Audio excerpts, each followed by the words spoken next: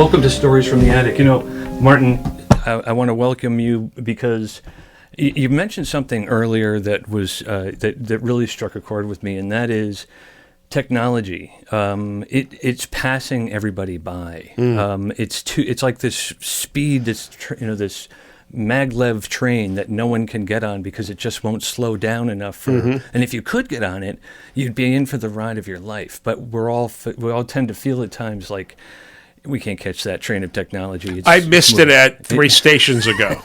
I'm trying to hop on now. It's going so fast. And, you know, again, my own poor self-image of myself, I talk to people like they understand where I'm coming from. I love technology, and I try and immerse myself in it.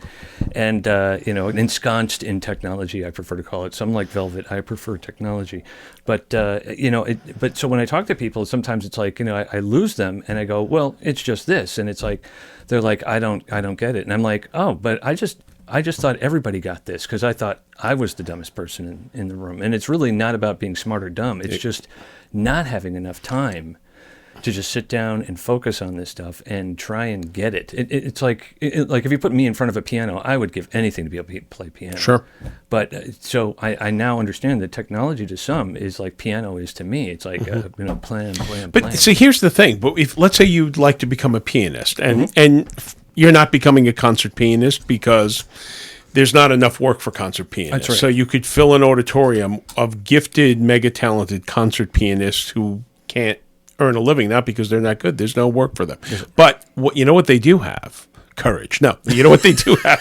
Practice. No. Practice? No. What they have is there is a methodology that's fairly standard for whatever the musical instrument is. Let's take piano. Right. But if you sit down and say, okay, first this is how you place your hand on the keyboards. Right. And then here's the program. Maybe you use Bela Bartok's, maybe you use another one. There are different programs that give you the fundamental techniques that teach you the major and minor scales, and there are many of them. Right. And you practice them, and you practice them slowly, and then you practice them, you bring up the tempo, then you learn your chords, and you learn how they work.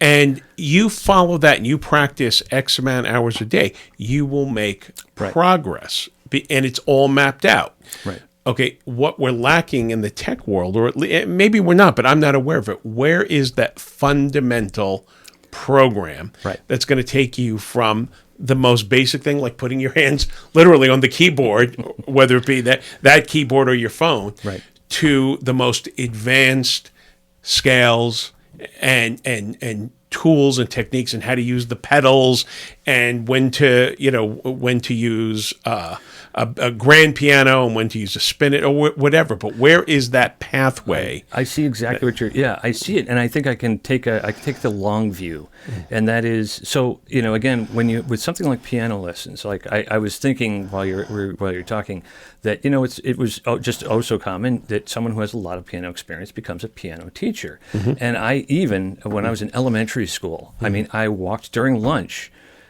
2 streets over in a nice bucolic neighborhood in Westchester, and knocked on my piano teacher's door, sat down, had my peanut butter and jelly sandwich, and then would go and do like a half-hour lesson. Wait, they fed you at your piano lesson? I had to bring the sandwich. Oh, you had to bring the sandwich. It was BYOB. See, I have this little thought that I'd go knock on my piano teacher's door, and she would open the door. She'd be a 30-something or 40-something woman in a negligee, and then say... This is not the forum in Penthouse. No. Okay. But the point is, let's dull our points at this moment. Is that you have an older person teaching a younger person, sharing the skills so that they spend a lot of time learning. You have that pedagogical. Pedagogical, yes. Structure on how to do that, how to transfer the knowledge, the information from one person to the next. And the knowledge of music and composition and lyricism and the ability to just do that is something that you grow and build on and improve through practice. And like you're saying, it takes practice. But technology it moves so fast that it totally screws up that way of doing things, where now it's the kid it's me in elementary school, walking through 2 neighborhoods, knocking on the door, sitting down at her kitchen table, having a peanut butter and jelly sandwich, and then sitting down at her computer, showing her how to do things on the computer. It's like, oh, thank you so much, Gregory. Yes. And I now know how to, what ASCII means, and what, and I can code a little bit. Maybe, but by the time you're done with that, and let's say not for the day, but let's say 3 months of lessons, a good portion of that may be obsolete. Well, I mean, that's that's the other edge of the sword that is rusty and dull. Yeah. Is that right? Even at that description, that analogy, you run into, if 3 months from now there's either something else to learn, or there's something new, or there's a software upgrade, and now you've got to learn that upgrade, and that upgrade. So in the music thing, we would get my grandmother's piano, which I remember in her house, and then when she had to move to a smaller place as she, was in her 90s and hundreds. Right. Okay. It went to, we got one of her pianos and my children learned on it. So in other words, grandma's piano that my mom learned how to play piano on. And then my brother and my cousins learned on that. And then even my kids, it's the same piano. Right. This is not true for technology. Not true for technology. I mean, of course, again, in the world of music, you certainly have different kinds of pianos, as you were saying before, and then you've got to deal with the pedals, and then you've got to deal with and then at some point you have to pull out all the stops. Oh wait, that's not a piano, that's an organ. Anyway, the point is that you can have the same complexity if you want to continue on as a musician and gain more and more knowledge of more and more instruments, and obviously need more and more teachers to provide you with that guidance.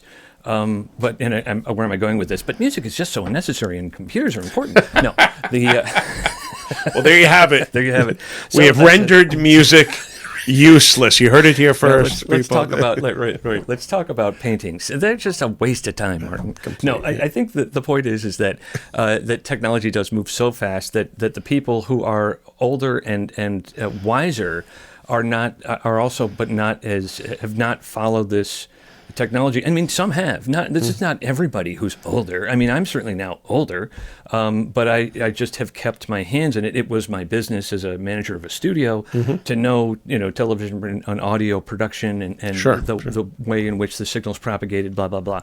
And then it's just been my own passion, just because I love tech and I love new stuff and I love discovering that I want to grasp this. So it's like if I only had this kind of passion for the piano, I just don't understand why I can't take one passion and just inject it in another medium and just play. But all right, so much for being a frustrated musician. The point of this was that in searching out estate sales, what you end up getting is, again, if you're someone who likes nostalgia, who likes the way in which things have progressed over time, whether it's technology or whether it's artwork or whether it's music or whether anything, is that all these things are there for you to find, and it's almost like you can kind of jump in. If you're someone who's not tech oriented but fascinated in tech, you don't have to jump in with the most modern tech. You can go and see something that you might have grown up with, like an 8-track player or a cassette deck or something, and see something that is no longer prevalent now, but then go back and kind of visit it and go, oh yeah, I remember this is really cool, and it's accessible. You don't have to kind of go, oh, that was old technology, and now I can't learn CD players and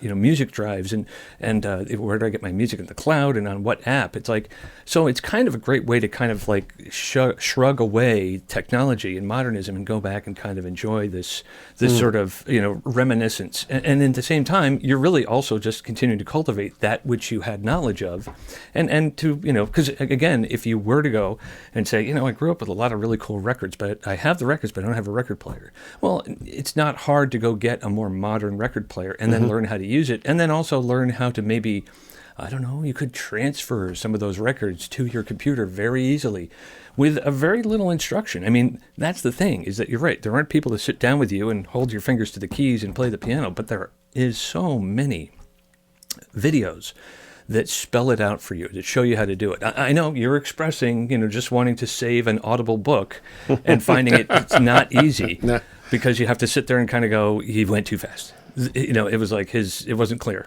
and so you have to go back and listen and kind of go at your pace and kind of figure that out.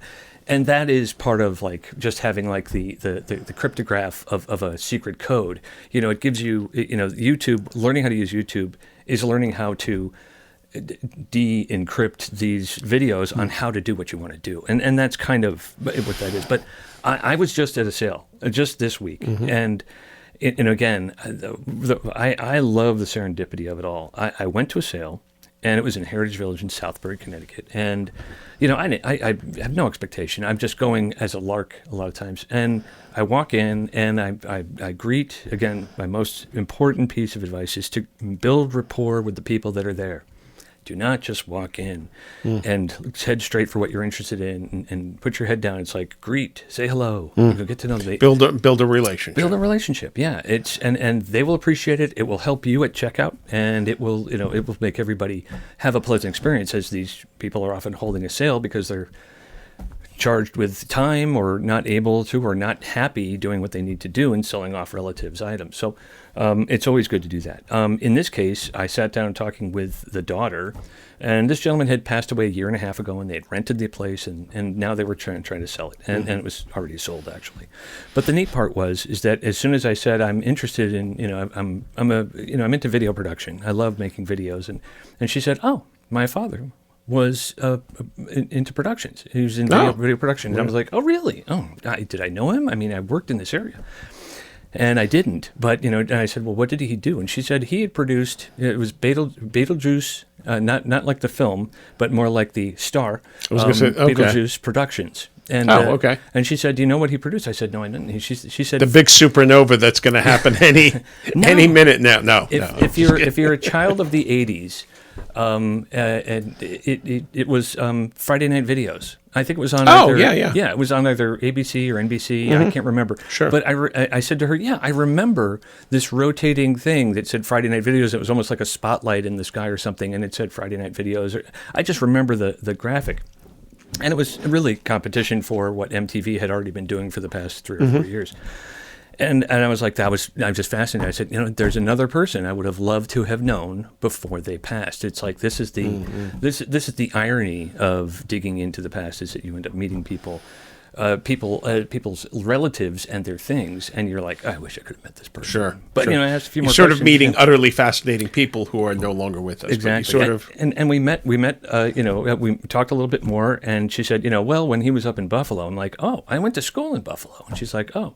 Where'd you go? And I said, I went to Buffalo State College. And she said, so did my father. And I'm like, no, he didn't. He probably went to the University of Buffalo, the much bigger school on the other side of Buffalo. There's a university, and then there's a little teacher's college, which is called Buff State. She said, no, he went to Buff State. And I'm like, oh, my God. And she went and got his yearbook. And it was 1968 that he graduated. And I'm like, that's kind of cool, because he graduated in 68, and I graduated in 86. And I was like, there's just so much synergy, there's so much synergy, you know, kind of karma and destiny. And I said, I said, I'm really interested in the fact that he was, you know, a filmmaker and did video and stuff. And I said, so you mind if I look around? So I went looking around, and sure enough, I found 2 cassette tapes, and it said, home movies, 16 millimeter.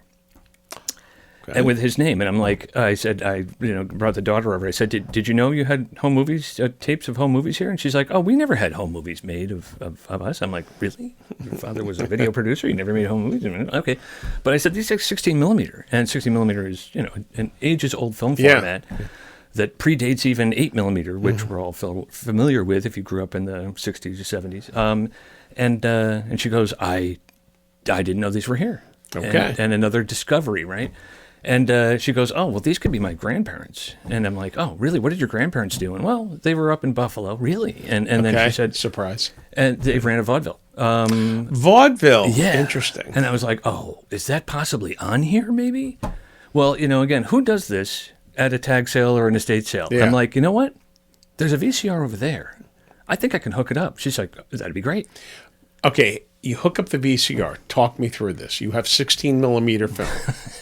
No, I don't have 16 millimeter film. I have the VHS tape that has been transferred. The 16 millimeter had already been transferred to the VHS. Exactly. That's interesting too, because now we're 2 iterations of outmoded recording. Right. So it was originally 16 millimeter. Then he did the thing of the day Right. that he did, the videotape. That was the gold standard. Right, exactly. And now it's deteriorating. So you don't know what, but okay. Yeah. So now you have a VHS player. Yeah. too. So there's a dusty old VHS player underneath, the rack where the routers and the modem is for their service, and I'm like, I wonder if that works. And I said, is it okay if I? And they're like, sure.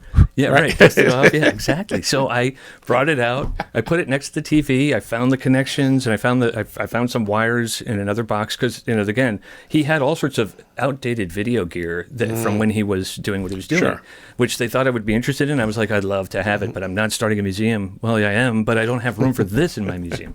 Anyway, so again, they were so nice, and so I hooked it up and I put the tape in and I found the right input, the 17 inputs on this TV, and it started to play. And we started to see, it looks like it was a family trip to Ireland. And it was kind of like, I think the mother's side might have been Irish and the father's side might have been, I don't know. Irish. Not Irish, right. Un-Irish. And dis-Irish, not anti-Irish though. But the point is that we were watching this for like 3 minutes and they were like, and I'm like, is this okay? And they're like, no, this is fantastic. And it's like, they've just got the biggest charge out of this. Yeah, it's just so cool.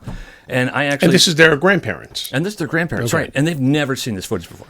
It doesn't exist. So, I said, look, if I exchanged information with them, I said, look, if you get this professionally transferred, I would love a copy of it because this is really cool. One, I would love to see if there's any of the vaudeville stuff on there because 16 millimeter vaudeville is, probably just about, still kind of active regionally, probably through the 30s, but it was starting to disappear because, we had film production and things. Right. The movie theaters were born out of vaudeville theaters, right? So, that was basically so. Again, serendipity rules when it comes to going to these sales and building. I probably build a completely different rapport than anyone's familiar with, but it's just what I love doing. You know what's interesting? If you had not gone, for any number of reasons, let's say you were tired, a better shop came up, you got a flat tire, you don't go, they probably never find these films. Right, exactly. They would because they were leaving Tuesday to go back to Louisville, Kentucky. And they were done. The property was sold. They were just cleaning it out so the cleaners could come in, and the place was sold. It would have been pitched, and that was it. And the reason why I'm pulling this up is I want to show you I actually took a clip of what was on that screen, and let's see if I can find it here. It's just a minute and 47 seconds, and we'll put it up on the screen for the audience. But there it is. You can take a look at it there, and you can see it's almost like nothing. It's very hard to make out. But after about 10 or 15 seconds, it kind of comes together, and you can see that they're trying to zoom in on. The Lakes of Killarney. Yes. Oh, my God. I know exactly where they are. The Lakes of Killarney. Just a fine... Oh, the priest is there. Oh, right. Yeah, so it's like, is this a wedding picture? Is this like, right. It's just super, again... you can say, why are you airing other people's home movies? Isn't that personal? And it's like, I think when you get like 2 generations away and you start watching this, it kind of belongs to the ether. It belongs to whoever, and certainly in this format, the fact that it can be played at all. And I'll tell you a really funny story about this, Martin, because as I'm playing this, it stops playing. And I'm like, it must have not be rewound. So I try to rewind it, and the counter on the old VCR isn't really turning. And I'm like, so I hit eject, and of course the tape comes out, and the tape does not. The tape is stuck inside, and I'm like, it's eaten the tape, and that's the warning for anybody that buys an old VCR. Yes, is that if you can't, you really cassette tape. If you're right, if you're finding old tech like we were talking about in the basement of some house, and you want to buy a VCR, go look for a tape in the house. There's bound to be one. Plug the thing in. If you can plug it into a TV, play it. Make sure it works. These the rollers on these things dry out. And so they either, or the rubber bands that are basically running the gears dry out, and they stop working. And that's what happened here.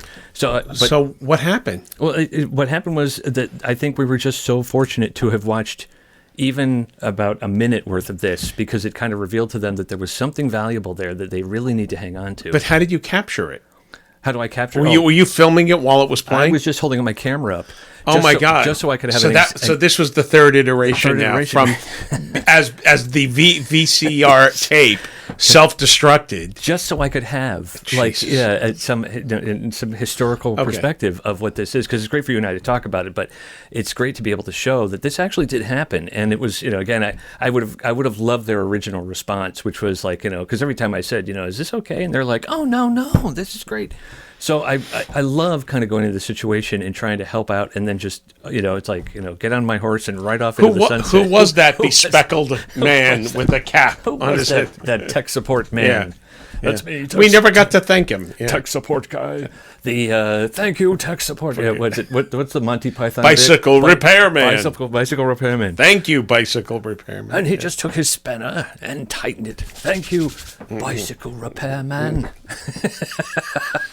But that's it. I mean, there's just so much tech out there, and it's still accessible, and with a little bit of knowledge and a little bit of persistence, you can find it, and you can still enjoy it. And that's what I do basically every time I go to a sale is try and capture it and try and make it live well, a you little bit captured longer. a huge swath of their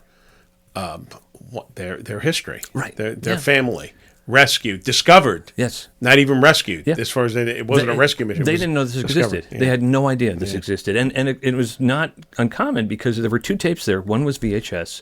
The other one was Betacam SP. Betacam. Which is, That's the Pro Tools. That's the Pro Tools. No consumer ever saw Betacam SP. And the only benefit there is that they could send that off to a professional house and have a better master than what was on that, or at least the best copy of that, and then have them actually transfer it to the cloud so they don't have to worry about getting it caught in a VCR. The tape that I got caught in the VCR, I could reach my fingers in, kind of flap my hand and get it over the rollers, and then it was easy to open up the door and click it all back in. And were you able to rescue it? Oh yeah, absolutely. It didn't. Oh, that's interesting. It didn't break. It didn't crunch. And even if you do kind of, crease the tape, it never really causes too much of a problem.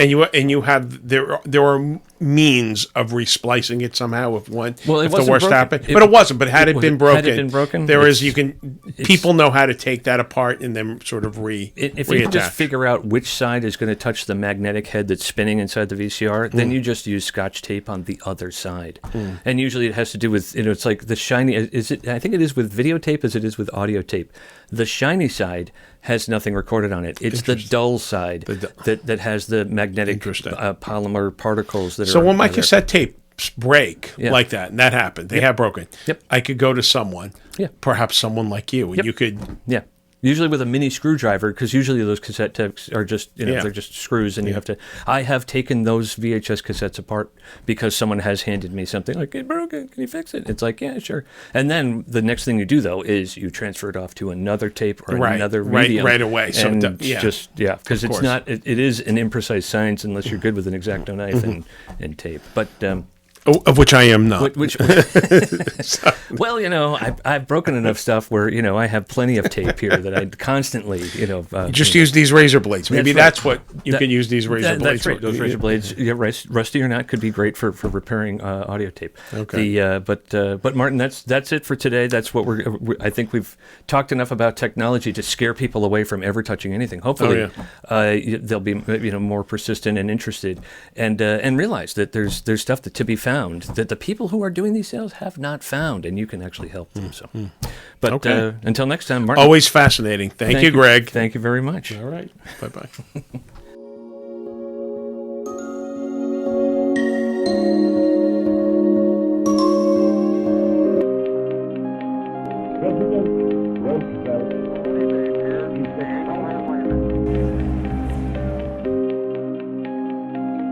President Roosevelt is the